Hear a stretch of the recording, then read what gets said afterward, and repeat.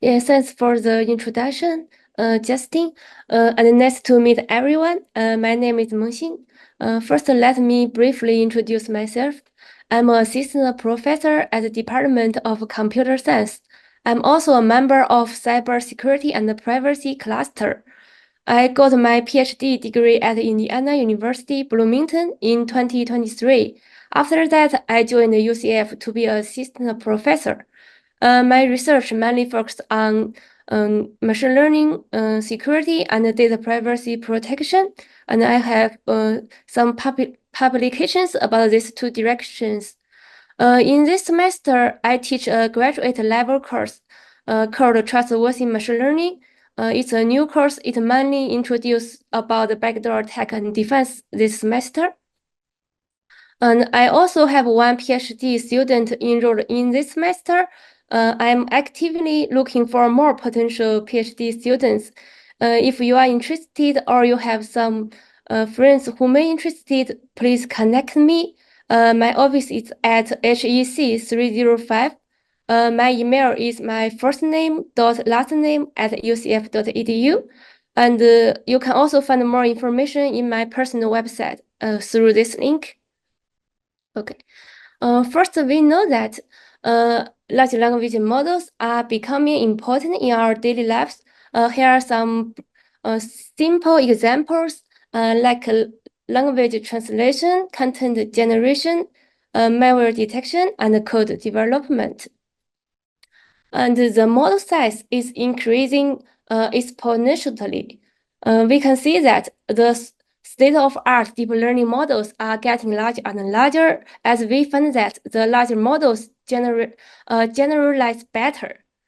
We can see the rapid increase in the model size.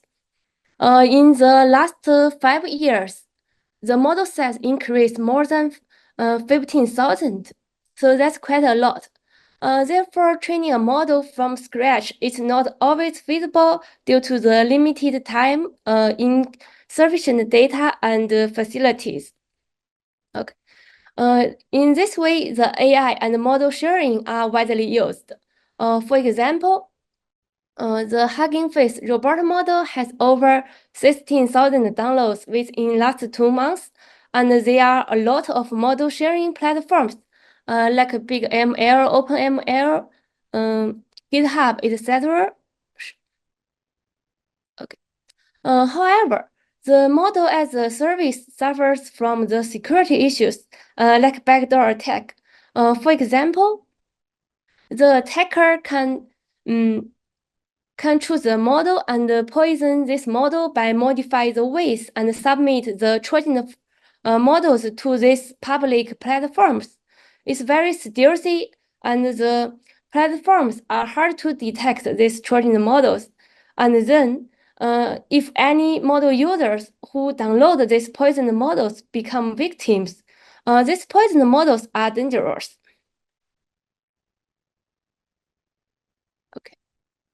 Okay.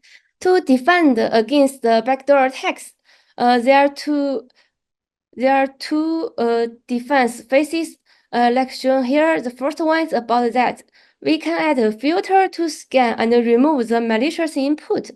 The second one is that we can use model tuning to mitigate the backdoor attacks.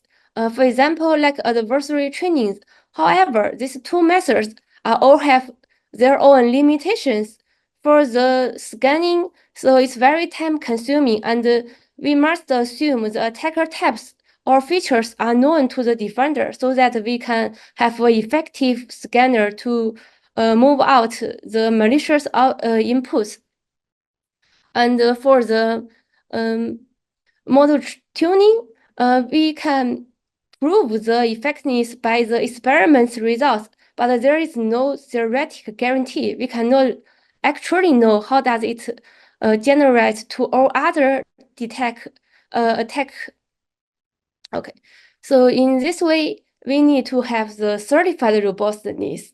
The certified robustness that we can certify every prediction inside the bar will be correct. It means that given the input, so we can manipulate the data around this circle. If the manipulation is, if the perturbation is within this ball, we can make sure everything inside this ball is correct. So that's certified robustness. Okay. Here I will introduce my paper in ACL 2024.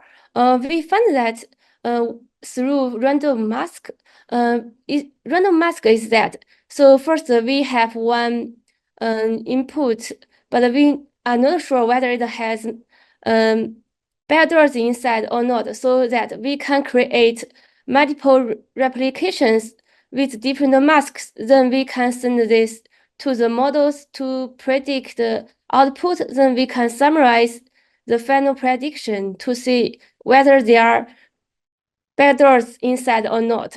And we found that this type of method not work for the universal test perception.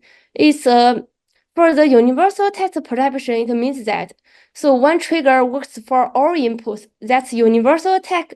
And there is also another attack called input specific attack.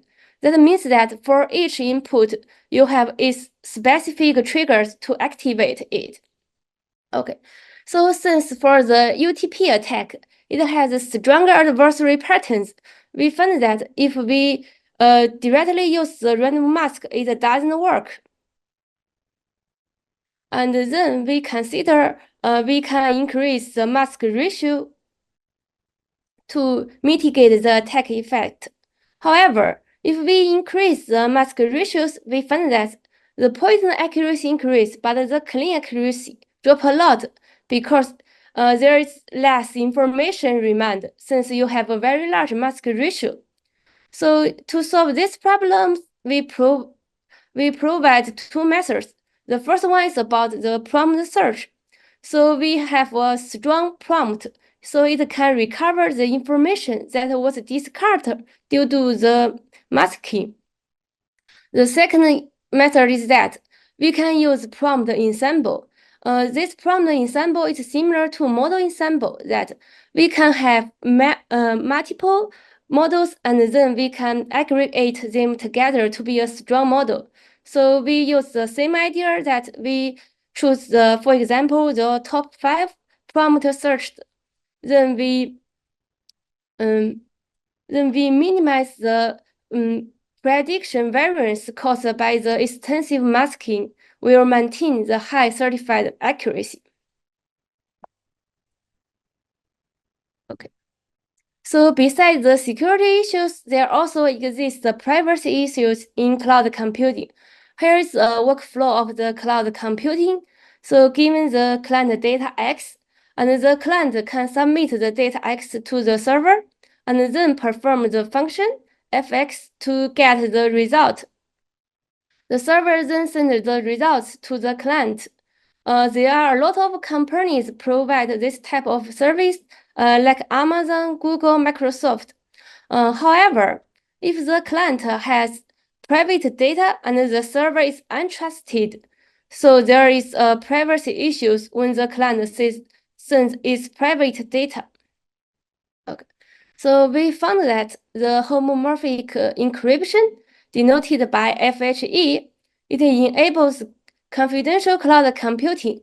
For example, as the figure shows below, the client uses the FHE to encrypt the private data and share the encrypted data with the server.